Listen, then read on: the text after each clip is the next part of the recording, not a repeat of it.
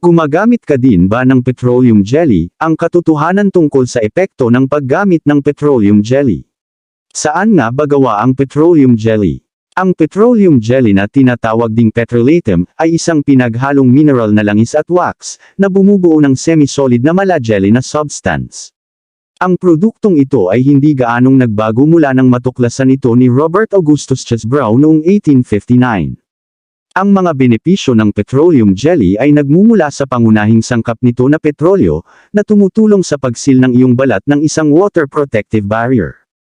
Tinutulungan nito ang iyong balat na gumaling at mapanatili ang moisture. Manood pa upang malaman kung para saan pa maaari mong gamitin ang petroleum jelly. 1. Gamitin bilang pampadulas para sa mga nakaipit na bagay. Kung ang isang singsing ay na-stuck sa iyong daliri, maglagay ng ilang jelly sa iyong daliri.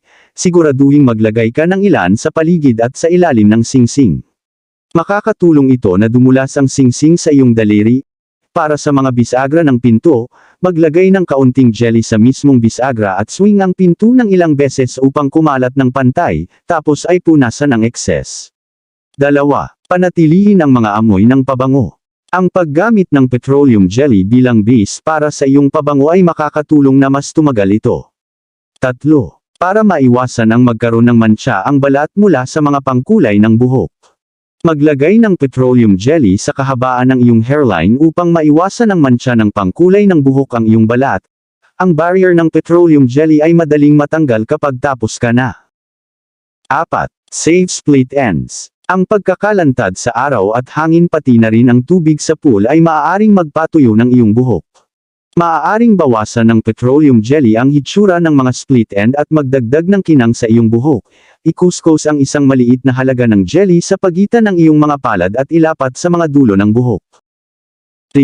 Alisin ang eye makeup.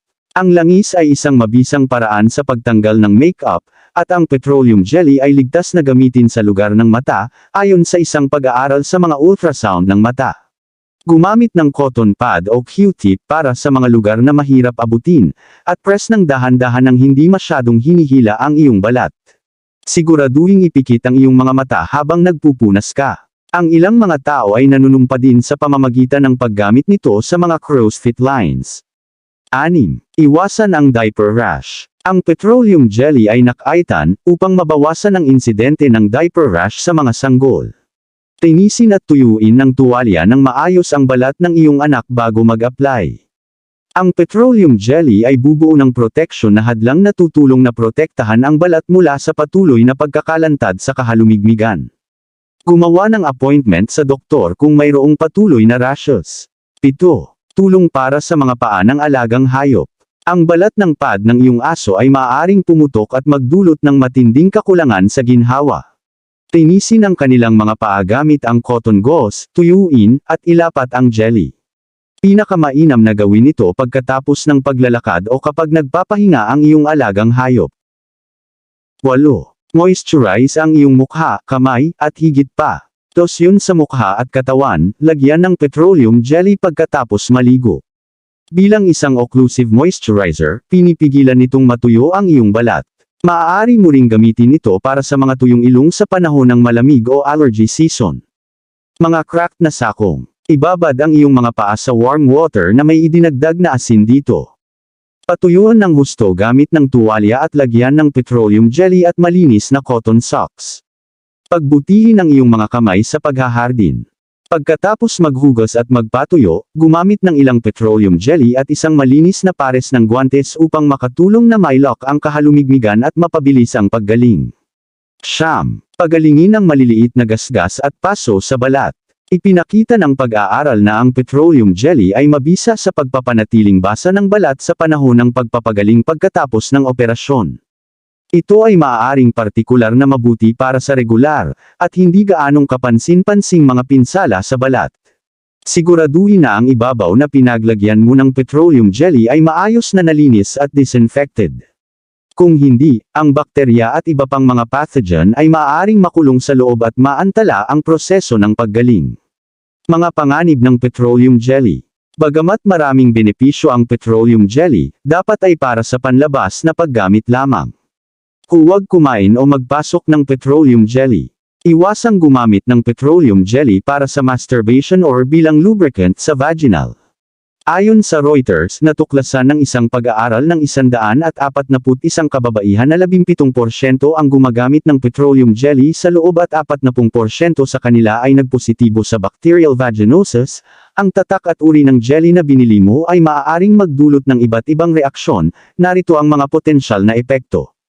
1.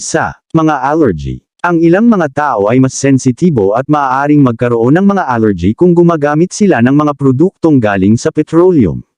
Palaging bantayan ang mga iritasyon at masamang reaksyon kapag gumagamit ng bagong produkto. 2. Mga impeksyon. Ang hindi pagpapahintulot sa balat na matuyo o linisin ng maayos ang balat bago mag-apply ng petroleum jelly ay maaaring magdulot ng mga impeksyong fungal o bacterial. Ang isang kontaminadong jar ay maaari ding kumalat ng bakterya kung maglalagay ka ng jelly sa vaginal. 3.